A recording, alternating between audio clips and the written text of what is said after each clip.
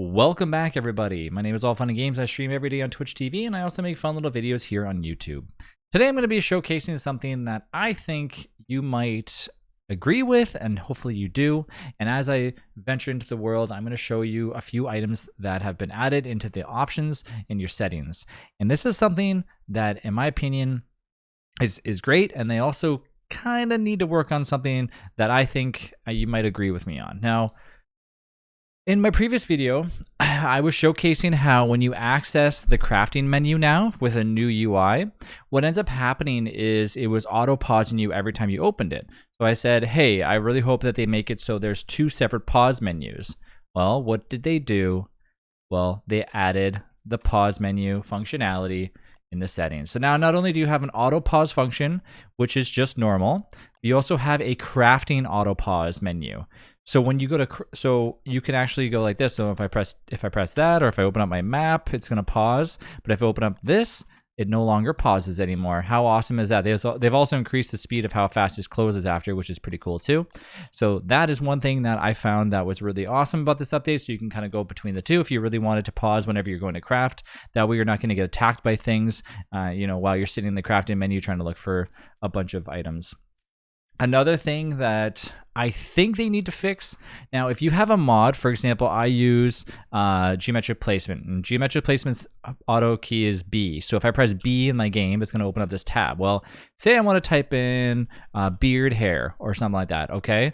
Well, as soon as I type B into here, it's automatically going to think that it needs my macro, and so my macro is going to override this box here.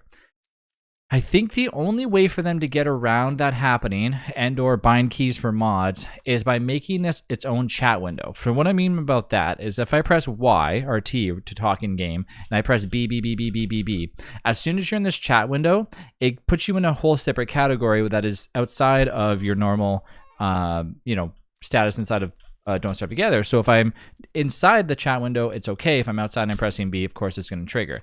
So I think they need to add this as its own chat window, and I don't know if that's going to be even possible.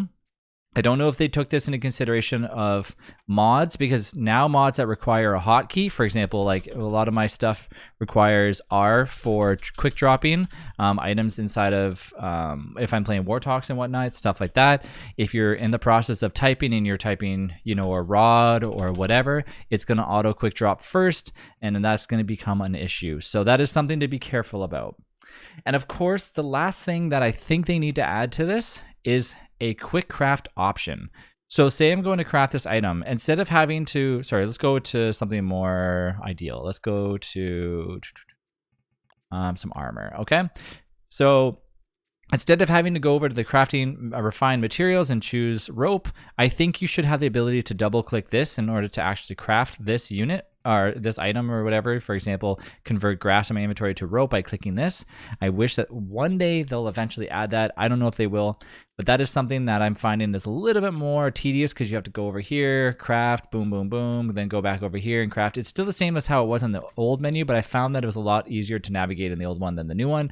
I do love this new UI, but I think that is one little feature that they can add.